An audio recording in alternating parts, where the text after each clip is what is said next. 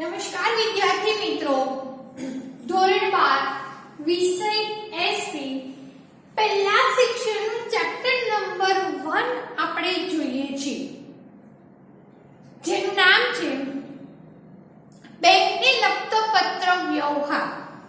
આની અંદર બાળકો આપણે બેંકની વિશે થોડીક માહિતી લીધી, ત્યાર પછી પત્ર વ્યવહાર વિશે થોડીક માહિતી લીધી, ત્યાર પછી થોડા આગળ વધ્યા એટલે આપણે જોયું બેંક પત્ર વ્યવહારને બે ભાગની અંદર ડિવાઈડ કર્યું. એક વિનંતી પત્રો અને બીજા બન્યા ફરિયાદ પત્રો. વિનંતી પત્રોની અંદર 9 પોઈન્ટને કવર કર્યા, ફરિયાદ પત્રોની અંદર 3 પોઈન્ટને કવર કર્યા.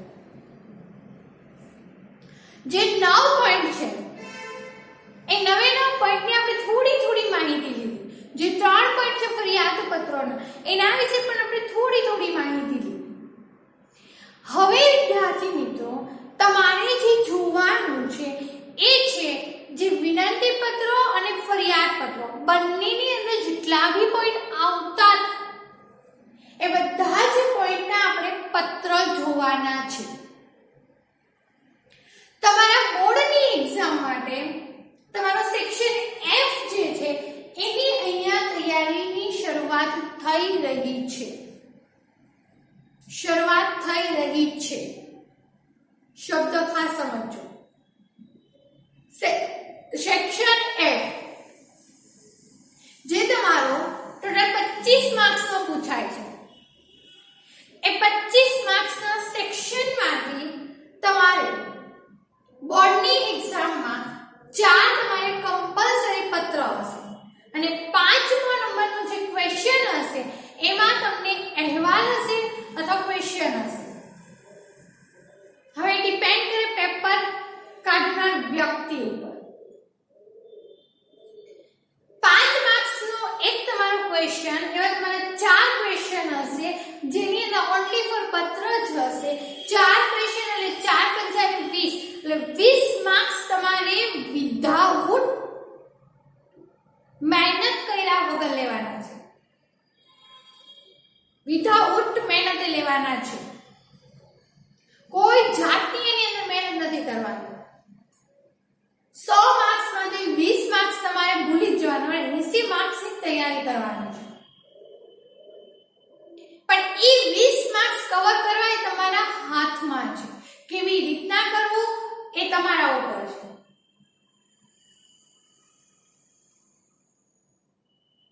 એની શરૂઆત થાય છે ફોર્મેટ. એક વખત જો તમારા માઇન્ડની અંદર વ્યવસ્થિત ફિટ થઈ જશે તો તમે 20 માર્ક્સ રમતા લઈ શકશો. પણ જો ફોર્મેટની અંદર મિસ્ટેક કરી તો પછી એ 20 માર્ક્સ એટલા ઈઝી છે લેવાના, એ પણ બહુ ટફ પડી જશે. કમ્પ્લીટ? ચલો શરૂઆત કરીએ આપણે. એની અંદર આપણો પહેલો પત્ર છે ડીમેટ ખાતું ખોલવા અંગેનો પત્ર. ડીમેટ ખાતું ખોલવા અંગેનો પત્ર. આ પત્ર એ વિનંતી દર્શાવતો પત્ર છે. કારણ કે વિનંતી પત્રોની અંદર આ પોઈન્ટ આવેલો હતો, ડીમેટ ખાતું ખોલવા અંગેનો પત્ર. કમ્પ્લીટ? જેટલા બી પોઈન્ટ અહીંયા બોલું ને યાદ ન રહે ને તો નોટ કરતા રહેજો અને યાદ રહે તો માઇન્ડની અંદર ફિટ કરીને રાખજો. ચલો, એક્ઝામની અંદર જ્યારે બી કોઈ પણ પ્રકારનો પત્ર પૂછાય છે તો સૌપ્રથમ શરૂઆત તમારે પત્રની ડાબી બાજુથી, તમને સૌપ્રથમ તો ડાબી જમણી ખબર હોવી જોઈએ. સિમ્પલ તમને લોજિક આપું છું. તમે બેઠેલા છો, તમારી સામે પુરવણી છે, તમારો હાથ જે દિશામાં હોય ને એ તમારી એ દિશા કહેવાય. ફોર એક્ઝામ્પલ તરીકે હું અહીંયા ઊભેલી છું, મારી સામે આવી રીતના પુરવણી મૂકેલી છે તો મારી આ સાઈડ જે છે ને એ સાઈડ ઉપર મારો જમણો હાથ આવે એટલે જમણી સાઈડ કહેવાય. આ સાઈડ ઉપર મારો ડાબો હાથ આવે એટલે આ સાઈડ મારી ડાબી સાઈડ કહેવાય. આ સિમ્પલ લોજિક છે. શરૂઆત પત્રની ડાબી બાજુથી કરવાની છે. ડાબી બાજુ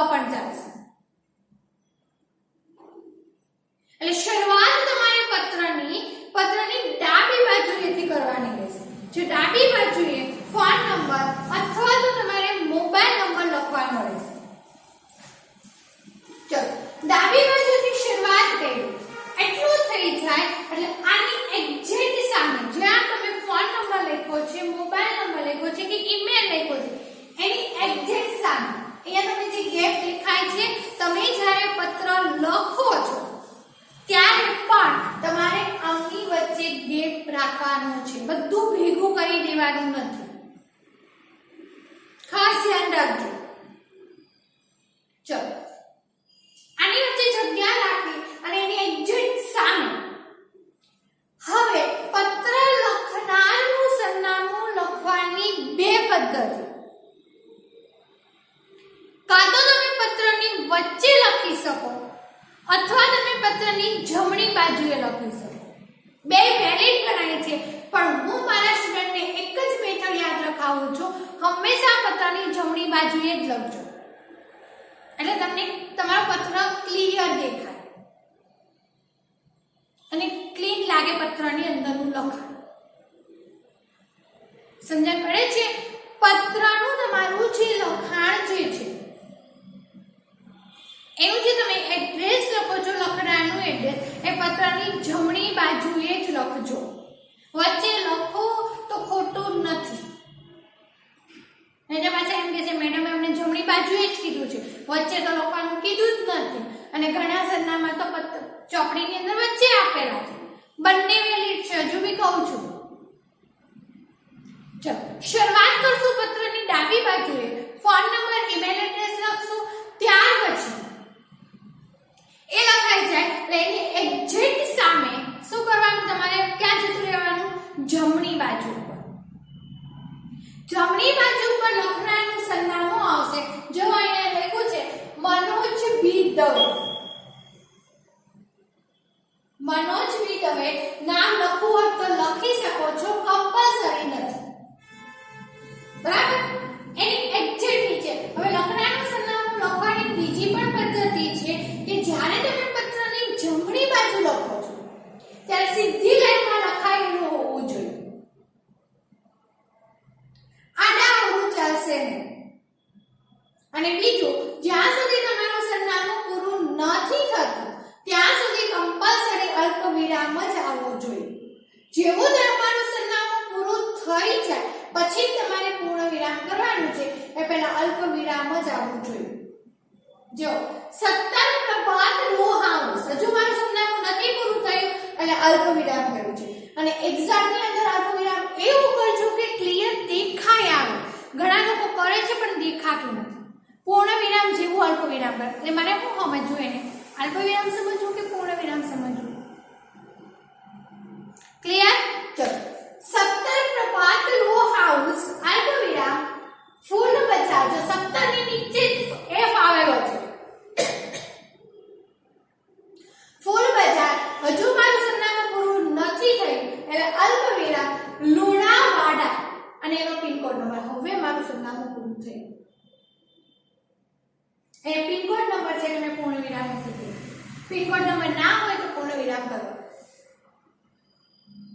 ક્લિયર? એ સીધી લીટીની અંદર સરનામું આવશે. તમે મનોજ બી દવે અહીંયા લખો છો, 17 પ્રભાત થી લખવાની શરૂઆત કરો, ફૂલ બજાર અહીંયા લખો, લુણાવાડા અહીંયા લખો, આખો એડ્રેસ લખો.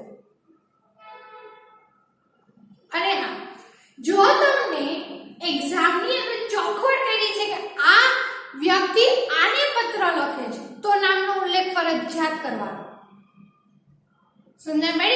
સપોઝ કે XYZ નામની કંપની ABC કંપનીને પત્ર લખે છે તો XYZ નામની કંપનીનો ઉલ્લેખ અહીંયા કરવો જરૂરી છે. કઈ કીધું જ નથી, ખાલી આની જેમ સિમ્પલ કહી દીધું ડીમેટ ખાતું ખોલવા અંગે. તો નામ લખવું હોય તો લખો અને ના લખો ને તો પણ ચાલે, તો કમ્પલસરી નથી. અને બીજી વસ્તુ, ઘણી વખત મને સ્ટુડન્ટ એવું પૂછે છે કે મેડમ સરનામું કેવી રીતના લખવાનું? તો સરનામું તમારે તમારી રીતના લખવાનું છે. તમને સરનામાનો કશે ઉલ્લેખ નહીં કર્યો કે તમે આ સરનામું જ લખો. સમજણ પડી છે? કંપની કે સંસ્થાનું નામ આપેલું હશે પણ સરનામું એડ્રેસ નહીં આપેલું. કદાચ તમને એરિયો આપેલો કે ભાઈ પાટોલી વિસ્તારની અંદર આ સંસ્થા છે અથવા બેંકની વાત કરી છે તો ભરૂચ એરિયાની અંદર આ બેંક છે. તમને સિટી આપેલો હશે અને એરિયો આપેલો હશે પણ પ્રોપર એડ્રેસ આવી રીતના નહીં કોઈ 17 પ્રભાત રો હાઉસ ફૂલ બજાર લુણાવાડા લખનારનું સરનામું છે આવું નહીં કીધું. કદાચ એમ કીધું હોય કે ભાઈ લુણાવાડા વિસ્તારની અંદર આવેલી બેંકની અંદર ડીમેટ ખાતું ખોલવા અંગેનો પત્ર, આવું તમને કીધું પણ એડ્રેસ નહીં આવ્યું.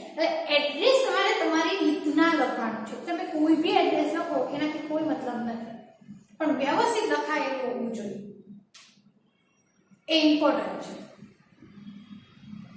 કમેરેલા પોઈન્ટ. ચલો, લખનારું સરનામું લખાઈ જાય એટલે એક લાઈન છોડવાની છે.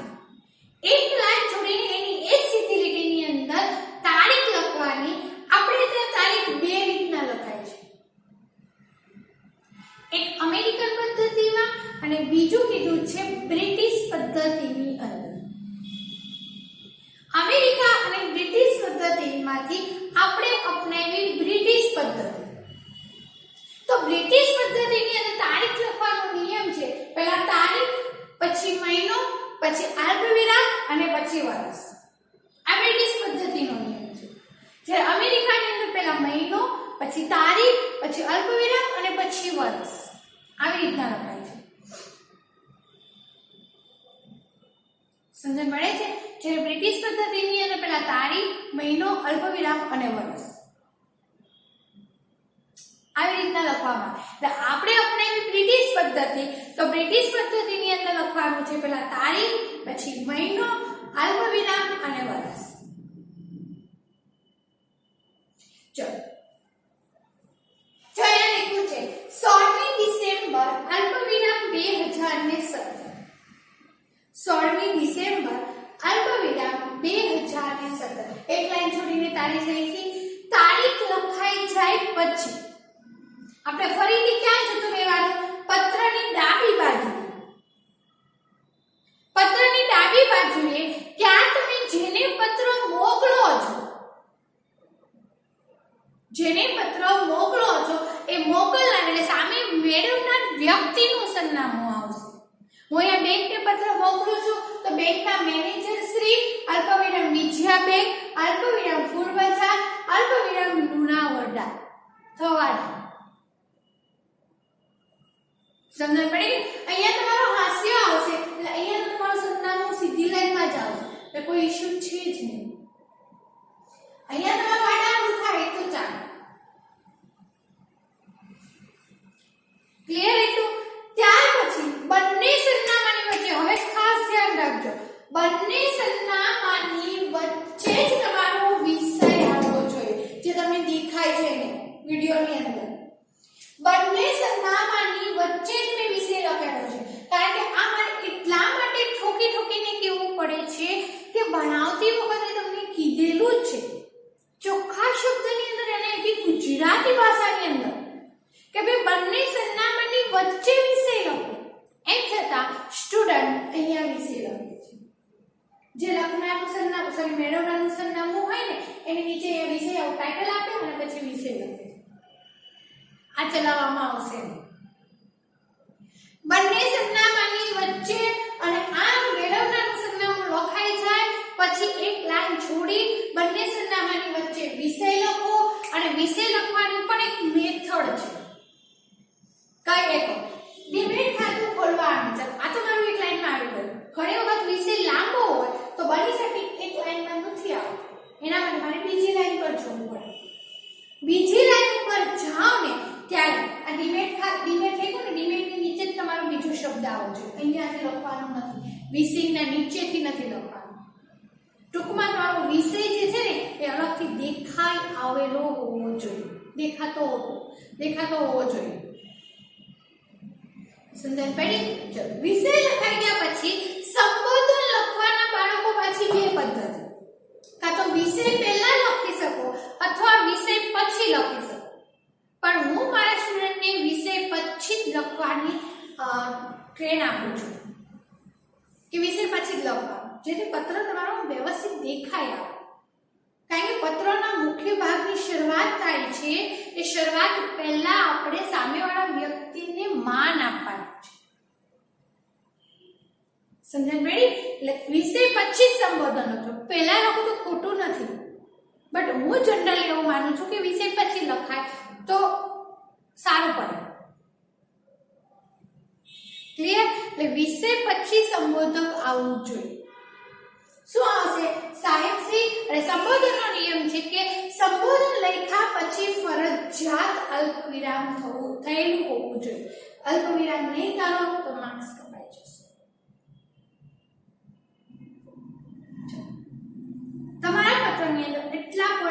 ફોર્મેટ છે. આટલું તમારું પરફેક્ટ ફોર્મેટ આવી જાય એટલે 5 વાગે 5 આરામથી તમે લઈ શકો. હવે કઈ કઈ બાબત પર ખાસ ધ્યાન રાખવાનું? એક, લખનાનું સરનામું સીધી લાઈનમાં હોવું જોઈએ. અલ્પ વિરામ ફરજિયાત. મેળવનારા સરનામાની અંદર પણ અલ્પ વિરામ ફરજિયાત. તારીખ એક લાઈન છોડીને સીધી લાઈનમાં અને એમાં પણ અલ્પ વિરામ ફરજિયાત. વિષય બંને સરનામાની વચ્ચે અને સંબોધક ડાબી બાજુ ઉપર હાસ્યાને અડીને અને એમાં પણ અલ્પ વિરામ. જો મેં જેટલું બી કીધું એમાં એક પણ ભૂલ કરશો એટલે તમારો માર્ક્સ કપાઈ જશે. એમાં કોઈ જાતની તમને બાંધછોડ કરવામાં આવશે. કમ્પ્લીટ. હવે તમને રિમાઇન્ડ કરાવું કે પહેલો પોઈન્ટ આપણો કયો હશે. જો જસ્ટ ખાલી તમને યાદ રાખવાનું, આ તમારો પહેલો પોઈન્ટ, આ તમારો બીજો પોઈન્ટ, આ તમારો ત્રીજો પોઈન્ટ, તારીખ વાળો, આ તમારો ચોથો પોઈન્ટ, વિષય વાળો તમારો વિષય વાળો તમારો પાંચમો પોઈન્ટ અને સંબોધન વાળો તમારો છઠ્ઠો પોઈન્ટ. આ 6 પોઈન્ટ પહેલા તમારે કવર કરવાના. 6 પોઈન્ટ કવર થઈ જાય પછી તમારે પત્રની શરૂઆત કરવાની રહેશે. જે આગળ પોઈન્ટ આવે છે આ 6 પોઈન્ટ પત્રની જે તમે શરૂઆત કરો એ તમારો 7મો પોઈન્ટ. કમ્પ્લીટ. હવે પત્ર લખવાની અંદર પણ કોઈ એટલું ટફ નથી, એકદમ ઈઝી જ છે. પત્ર જુઓ પછી તમને કહું એનું. હું છેલ્લા 6 વર્ષથી આપની બેંકમાં બચત ખાતા નંબર આપેલા છે ધરાવું છું. છેલ્લા 6 વર્ષમાં બેંક દ્વારા નવી યોજનાઓ અને ગ્રાહકલક્ષી સેવાઓ શરૂ કરવામાં આવી છે. તેનાથી સમગ્ર લુણાવાડા પંથકમાં બેંકની પ્રતિષ્ઠા વધી છે. જે વ્યક્તિ પત્ર લખે છે એ આ બેંકની અંદર છેલ્લા 6 વર્ષથી પોતાનું બચત ખાતું ધરાવે છે. એટલે એને પોતાનું ઇન્ટ્રોડક્શન આપ્યું છે. અને પત્ર લખવાની મેથડ આપણે ધોરણ 11 ની અંદર શીખી ગયા છે કે પહેલા પેરેગ્રાફની અંદર વ્યક્તિ, પેઢી કે સંસ્થા પોતાનો પરિચય આપે છે. બીજા પેરેગ્રાફની અંદર પત્ર લખવા પાછળનું કારણ દર્શાવશે અને ત્રીજા પેરેગ્રાફની અંદર શું અપેક્ષા રાખે છે એ અપેક્ષા આવશે. આવો આપણે ધોરણ 11 ની અંદર શીખ્યા. તો સેમ નિયમ અહીંયા પણ એપ્લાય થાય છે. લખનારે પોતાનો પરિચય આપ્યો કે હું છેલ્લા 6 વર્ષથી તમારા બેંકની અંદર આ બચત ખાતા નંબર ધરાવું છું. આ 6 વર્ષના સમયગાળા દરમિયાન બેંકે નવી શોધખોળો કરી અને એના કારણે એ વિસ્તાર, કયો વિસ્તાર? તો લુણાવાડા વિસ્તારની અંદર બેંકની પ્રતિષ્ઠામાં વધારો થયો છે. લોકોની નજરમાં બેંકની સારી એવી ઇમેજ ક્રિએટ થઈ છે. આપી દીધો પરિચય. તાજેતરમાં બેંક દ્વારા શરૂ કરવામાં આવેલા ઓનલાઈન અને ડીમેટ ખાતા ખોલવા અંગેના અભિયાનને સારો પ્રતિસાદ મળ્યો છે. પ્રતિસાદ મળવો એટલે સપોર્ટ મળવો. કે હજુ હમણાં તાજેતરમાં જ બેંકે જે ઓનલાઈન અને ડીમેટ ખાતાની સુવિધા બહાર પાડી છે તો જાહેર જનતાનો સારો એવો એને સપોર્ટ મળેલો છે. હું પણ મારા શેર બજારના કારોબાર માટે ડીમેટ ખાતું ખોલાવવા માંગુ છું. હું મારું ડીમેટ ખાતું આપની બેંકના મારા બચત ખાતા નંબર સાથે જોડીને કામકાજ કરવાની ઈચ્છા રાખું છું.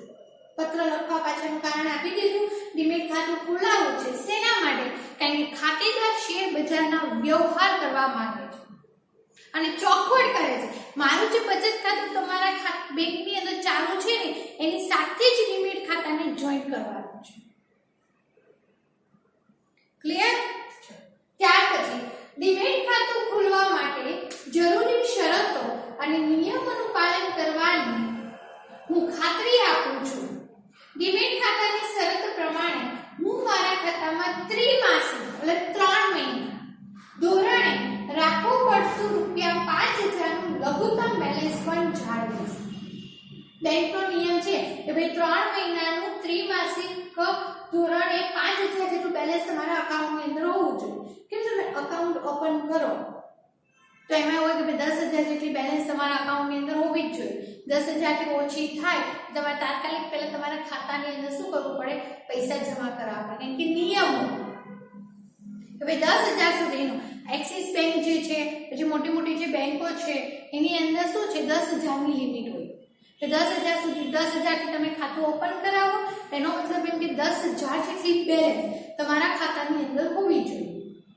અહીંયા સેમ એવું જ કીધું છે, ત્રિમાસિક ધોરણે જે 5,000 નું લઘુત્તમ બેલેન્સ રાખવાનું થાય છે એ બેલેન્સ એ લોકો રાખશે, એટલે ખાતેદાર એવી ખાતરી આપે છે. ડિમેટ ખાતું ખોલવા માટેનું સંપૂર્ણપણે ભરેલું ફોર્મ, મારા 2 ફોટોગ્રાફ્સ, લાયસન્સ અને પાન કાર્ડની નકલ તથા ડિમેટ ખાતાને ચાલુ કરવા માટે ભરવી પડતી ₹500 ની રકમનો ચેક આ સાથે ભરેલ છે. તો જેટલા બી ડોક્યુમેન્ટ તમે માંગેલા છે એ બધા જ ડોક્યુમેન્ટ હું આ પત્રની સાથે મોકલું છું. પત્ર લખવા પાછળનું કારણ કે પછી શું અપેક્ષા રાખે છે બધું જ આપણે આ પત્રની અંદર કહી દીધું. હવે જ્યારે પત્ર લખાય છે એટલે પછી શું આવશે? તો સિગ્નેચર આવશે. એની અંદર આવશે શુભેચ્છા દર્શક સમાપન. શુભેચ્છા દર્શક સમાપનની અંદર તમારે એક જ શબ્દ યાદ રાખવાનો છે, આપનો વિશ્વાસ. જેમ સંબોધનનો નિયમ છે ને એમ શુભેચ્છા દર્શકનો પણ નિયમ છે કે આપનો વિશ્વાસ લખ્યા પછી ફરજિયાત અલ્પવિરામ કરવાનું રહેશે. જો પહેલું આપનો વિશ્વાસ અલ્પવિરામ, પછી જે વ્યક્તિ પત્ર લખે છે એ પોતાની સહી કરશે. કોણ લખે છે? અહીંયા મનોજભાઈ દવે લખે છે તો એ પોતાની સહી કરી. ચલો એટલું કમ્પ્લીટ થઈ છે એટલે પછી ચેક કરવાનું કે પત્રની સાથે આપણે કોઈ ડોક્યુમેન્ટ મોકલેલા છે. જો આમાં મોકલેલા છે ભરેલું ફોર્મ, ફોટોગ્રાફ, લાયસન્સ, પાન કાર્ડની નકલ, આ બધું મોકલેલું છે. તો બિડાણ સ્વરૂપે કેટલા ડોક્યુમેન્ટ છે? હવે બિડાણ લખવાની પણ 2 પદ્ધતિ. કાં તો તમે ડોક્યુમેન્ટ કેટલા મોકલો છો એની સંખ્યા લખો, અથવા તો એક એક ડોક્યુમેન્ટનું નામ લખો. સમજણ પડે છે? તો અહીંયા હું શું કરીશ? બિડાણ સ્વરૂપે શું કરું છું? ખાલી સંખ્યા લખું કે જે આ ડોક્યુમેન્ટ જે છે એ મોકલેલા છે. કમ્પ્લીટ. તો આવી રીતના તમારે આખો પત્ર લખવાનો રહેશે. ખાસ ધ્યાન રાખજો, પત્ર લખવા પાછળ જેટલા બી પોઈન્ટ કીધેલા છે એ બધા જ પોઈન્ટ એક પોઈન્ટને કવર કરવાના રહેશે.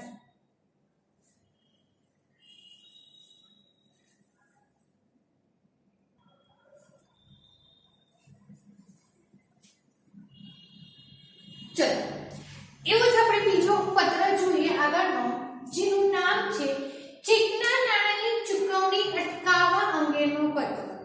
હવે ચેકના નાણાંની ચૂકવણી આપણે અટકાવી શકીએ? તો કે હા, પણ કેવી રીતના અટકાવવાનું છે, ક્યારે આપણે અટકાવવાનું છે એની માહિતી આપણે આ પત્રમાંથી લઈશું. ચલો જે મેં તમને હમણાં કીધું, પત્રની શરૂઆત ડાબી બાજુએથી કરવાની છે. ચલો જો કઈ ફોન નંબર અને મોબાઈલ નંબર એ લખાઈ જાય એટલે એની એક્ઝેક્ટ સામે શું આવશે? લખનારનું સરનામું. કઈ સાઈડ આવશે? તો કે જમણી સાઈડ. લખ્યું છે ડોક્ટર મિહિર લાગવંકર. બરાબર? આ વ્યક્તિ પત્ર લખે છે એને સરનામું લખ્યું છે 24 flamingo park, new CG road, Chandkheda, Ahmedabad. જ્યાં સુધી સરનામું પૂરું નથી થયું ત્યાં સુધી અલ્પવિરામ આવ્યું. જેવું સરનામું પૂરું થાય એટલે પૂર્ણવિરામ, પણ પિનકોડ છે એટલે પૂર્ણવિરામ આવશે નહીં. લખનારનું સરનામું લખાય છે એટલે એક લાઈન જોડીને શું આવશે? તારીખ આવશે. બ્રિટિશ પદ્ધતિમાં જો લખી છે 20મી જુલાઈ અલ્પવિરામ 2017. 20મી જુલાઈ અલ્પવિરામ 2017. એટલું કમ્પ્લીટ થાય એટલે આપણે પછી ક્યાં જશું? પત્રની ડાબી બાજુ. ત્યાં શું આવશે? તો પત્રની ડાબી બાજુ ઉપર પત્ર મેળવનાર, જેનો પત્ર મોકલું છું એનું સરનામું આવશે. જો લખ્યું છે મેનેજર શ્રી અલ્પવિરામ સ્ટેટ બેંક ઓફ ઇન્ડિયા અલ્પવિરામ new CG road, Chandkheda, Ahmedabad. એટલું કમ્પ્લીટ થઈ એટલે બંને સરનામાની વચ્ચે શું આવશે? વિષય આવશે. તો વિષય શું છે? ચેકના નાણાંની ચૂકવણી અટકાવવા અંગે.